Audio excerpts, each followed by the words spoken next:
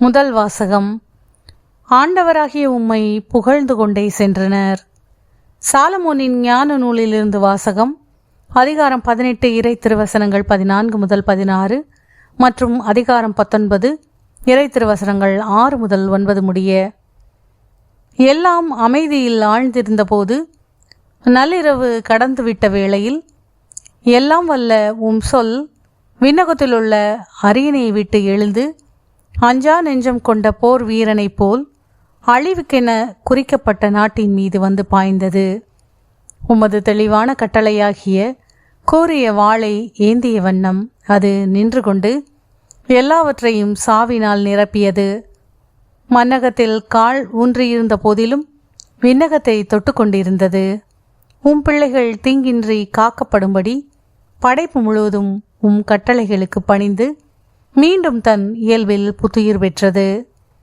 அவர்களது பாசறைக்கு முகில் நிழல் கொடுத்தது. முன்பு தண்ணீர் இருந்த இடத்தில் பின்பு உலர்ந்த தரை தோன்றிற்று. செங்கடலினூடே தங்குதடை இல்லாத வழியும் சீரிப்பாயும் அலைகளினூடே புல்திடலும் உண்டாயின. உமது கைவன்மையால் காப்பாற்றப்பட்ட மக்கள் அனைவரும் அவ்வழியே கடந்து சென்றனர். உம்முடைய வியத்தகு செயல்களை உற்று நோக்கிய வண்ணம் சென்றனர். குதிரைகளைப் போல குதித்து கொண்டும் ஆட்டுக்குட்டிகளைப் போல் துள்ளிக்கொண்டும் தங்களை விடுவித்த ஆண்டவராகிய உம்மை புகழ்ந்து கொண்டே சென்றனர். ஆண்டவரின் அருள்வாக்கு. இறைவனுக்கு நன்றி. பதிலுரை பாடல். திருப்பாடல் 105 பல்லவி. ஆண்டவர் செய்த வியத்தகு செயல்களை நினைவு கூறுங்கள். ஆண்டவர் செய்த வியத்தகு செயல்களை நினைவு கூறுங்கள். அவருக்கு பாடல் பாடுங்கள். அவரை புகழ்ந்தேத்துங்கள். அவர் தம் வியத்தகு செயல்கள் அனைத்தையும் எடுத்துரையுங்கள். அவர் தம் திருப்பெயரை மாட்சிப்படுத்துங்கள். ஆண்டவரை தேடுவோரின் இதயம் அக்களிப்பதாக. ஆண்டவர் செய்த வியத்தகு செயல்களை நினைவு கூறுங்கள். அவர் அவர்களது நாட்டின் தலைப்பேறுகள் அனைத்தையும் தாக்கினார். அவர்களது ஆண்மையின் முதற்பேறுகள் அனைத்தையும் வீழ்த்தினார். அவர் இஸ்ரேலரை வெள்ளியோடும் பொன்னோடும் புறப்படச் செய்தார். அவர் குலங்களில் எவரும் தளர்ந்து போகவில்லை. ஆண்டவர் செய்த வியத்தகு செயல்களை நினைவு கூறுங்கள்.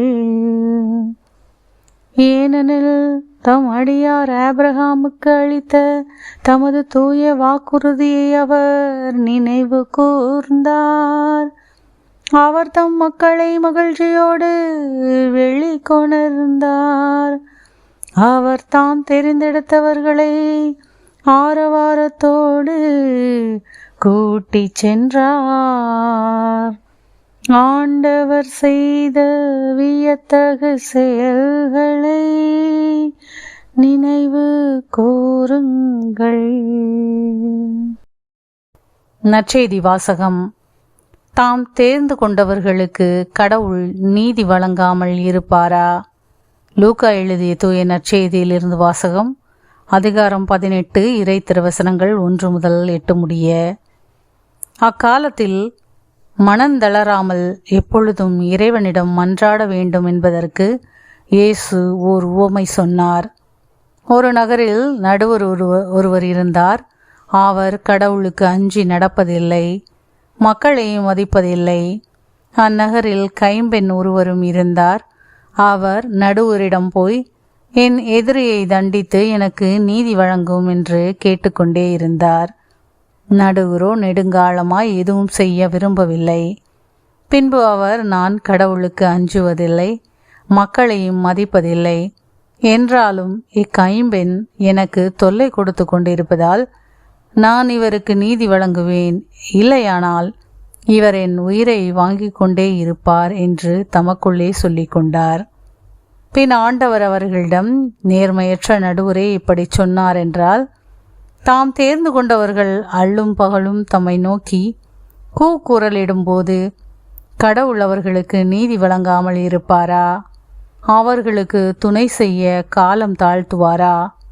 விரைவில் அவர்களுக்கு நீதி வழங்குவார் என நான் உங்களுக்கு சொல்கிறேன். ஆயினும் மானிட மகன் வரும்போது மண்ணுலகில் நம்பிக்கையை காண்பாரோ என்றார். ஆண்டவரின் அருள்வாக்கு. கிறிஸ்துவே உமக்கு புகழ்.